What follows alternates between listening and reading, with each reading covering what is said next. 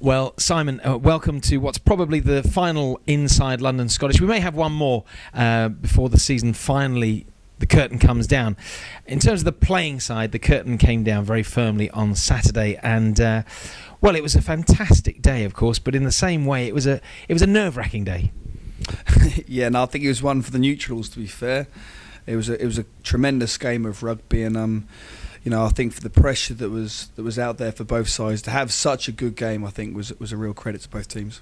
It was a massively exciting game for the neutrals, but if you weren't neutral, I mean, come on, let's be honest here. It really was. It was, I think, what do they call it? The squeaky bum time in football terms. I mean, it was just, Anisha played their part superbly and deserved the win. I think, if you're honest about it, probably at the end of the day. No, I mean, the way Isha attacked, and particularly their back three, and the way they moved the ball around, absolute dynamite out in the backstep. We were very aware of that. We always knew this was a very difficult Isha team to contain, so we had to go with the mindset of trying to win the game and scoring points. And I was really pleased with the way we went about that. Now, rugby's all about small margins, and we could look at the week before, Moseley kick in the last minute of the game. I mean, but for that kick, possibly something could have gone different and so on. It's a testament to the boys, really. What do you think? I know we've talked about this before, but the turning point in the season for us as a squad, what was that? Well, I mean, first to talk about the small margins. I mean, the team has picked up, I think, 11 losing bonus points this year, which must be a record. It must be.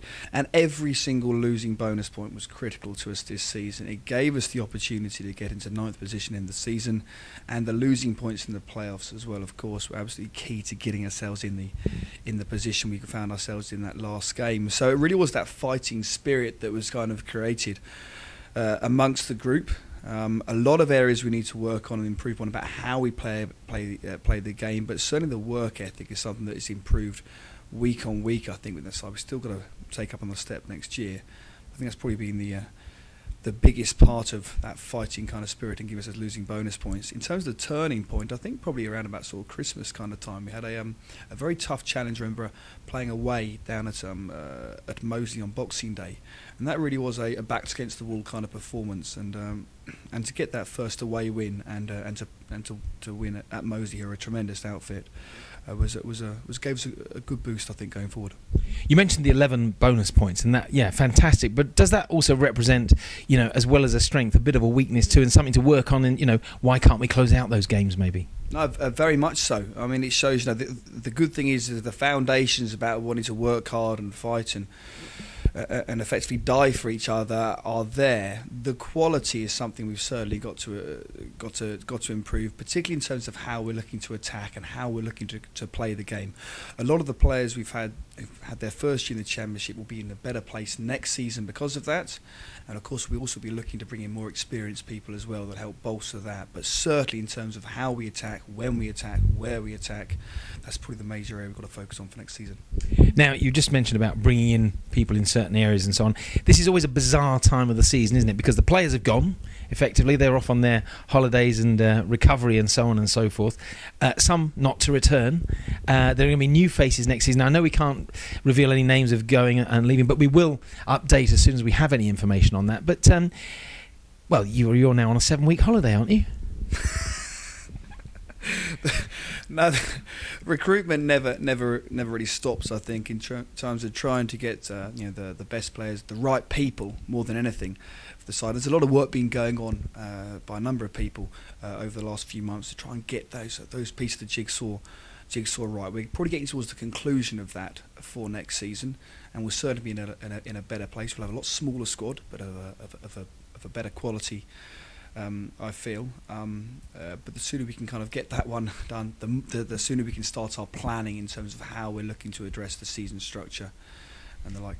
And I guess it must have been really difficult the last couple of months, say, because we've always been confident we would stay up, but at the same time you're recruiting for next season, so you're not quite sure because there's always the chance we might not have stayed up, and so on. How difficult has that been? Yeah, it's a challenge. It's a bit of a juggling act because, of course, you don't want to take your eye off the here and now, which of course is so important, but also you're very, very conscious, and we were very conscious about last year, having been promoted around about first week in May, that we were probably a bit late in terms of trying to get our sort of side together just because of the nature of it. So we've learned quite a few lessons from that, and being very proactive and starting to look early and try to create the right sort of environment to entice people has been a very big part of what we've been doing the last sort of 2 months. Just really pleased that we did manage to limp our way over the finish line in the end. And limp is a very appropriate word, because obviously, like a lot of clubs, have been carrying so many injuries in the last few weeks, and people playing with injuries, not being able to train. I think there were 4 of the squad unable to train last week, and and I have to say that I know the voting's still open, but someone like Liffey exemplifies just what rugby's all about. I mean, he's not even a full-time player, and there he was every game he played this season in one way or another, and that just shows the attitude and commitment of the boys, doesn't it? Yeah, and certainly as well for Liffey. I mean, Liffey was really struggling coming into that last game. The guy didn't train all week long from picking up a knock against Moseley. Could barely run, to be fair, but we know he's an absolutely outstanding scrummager, and that's why he was named in the Championship Dream Team. And we felt if we could just get him onto the pitch to provide a little bit of a dominance up there, and he could do his magic, which is what he does, and be the scrum doctor that he likes to call himself, that we'd have an advantage there. And that was what a number of guys have been doing this year. I mean, it's been a very difficult year and a big learning year in terms of the physicality and the nature of the injuries. I think the year, if you look back, we've had something, I think, come last Saturday we had our 21st long-term injury, so our 21st injury that's out for more than 3 months, which is very, very difficult for a side that's probably as small a squad as we've got, as any sort of squad in the Championship. And I'm kind of hoping, I think, that maybe some of our luck will turn and change a bit next year, and certainly by addressing some of the areas in terms of our training, preparation, prehab, rehab and the like, will certainly be better. Yeah, and I think you mentioned there prehab, rehab. It's not just about the guys on the pitch and you. There's a team there with Snowy, and we've got all the backup team physios and so on and so forth. It's a real big operation. Look, if you were to be ultra, I was going to say critical, but actually, if you're going to analyse yourself over the last year, what report would you put in? Could do better, or great start, or how would you, the old school report, the headmaster's report on yourself? What would it be? Do you think? The self-reflection moment. Sure, it'd be an A for effort, I think, but it'll be somewhere around about a C or a C minus, I think, in terms of performance. It's been a wonderful learning year for myself. I learned a huge amount. The gap. The gap between National 1 and Championship is massive, absolutely massive, and the major part about that is the full-time nature of the opposition teams you're playing against on a week-in, week-out basis, and the margins for error are just so much smaller. So it's been a wonderful year in terms of learning that, and I'm personally hoping to take those learnings into next season and put us in a better place to kick on. So the headmaster's report always looks neat and tidy, great effort, but could do a little bit better possibly. Could do a lot better, I think. Okay, and look, I want to touch on Saturday. We had over 2,000 people here. The kickoff was delayed and so on.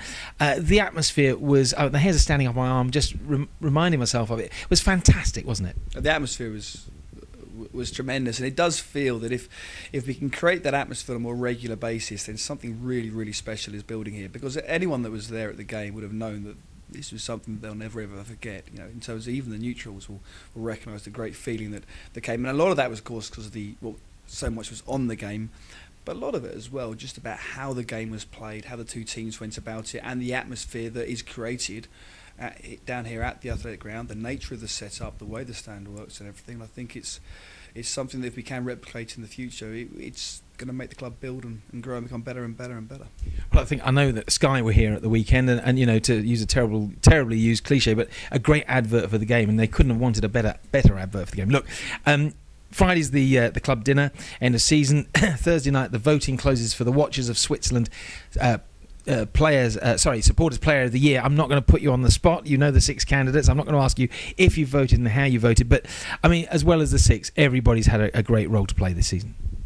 Yeah, I mean, right from the people that joined us at the start of the season and moved on very in the first sort of couple of months, the guys that joined us very, very late in the season, and the coaching and support staff. I mean, it has been a full-on hands on deck, everyone really pulling their weight, and that is, I feel, what has been giving us probably the edge just to get ourselves over that finish line this time round. Okay, and the summer for you, actually you are going to get a break sometime?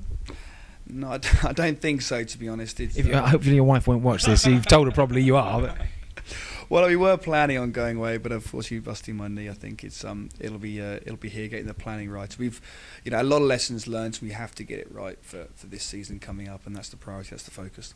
Well, I think I speak on behalf of everybody who watched this and the people who come to watch. Look, I think there's no doubting your attitude and commitment, the passion you have for London Scottish. And I could take this opportunity, take the liberty of saying thank you on behalf of everybody who sees this. And I'm looking forward to next season already. And we've got, I don't know how many months to go yet. So, Simon, thank you. I don't know if there's anything you want to say just for the summer for everybody who might watch this. Well, just to say thank you for your support. I've said this to a number of people so far. Thank you for your support this season. It really has been tremendous, and the more we can grow the club and grow the support, create the atmosphere we had last Saturday, the better it is for everyone. So get yourselves down to the athletic ground. And seeing you in the suit, I wish you luck and hope you get off with a fine. Simon, thank you very much. Cheers, mate. Thank you.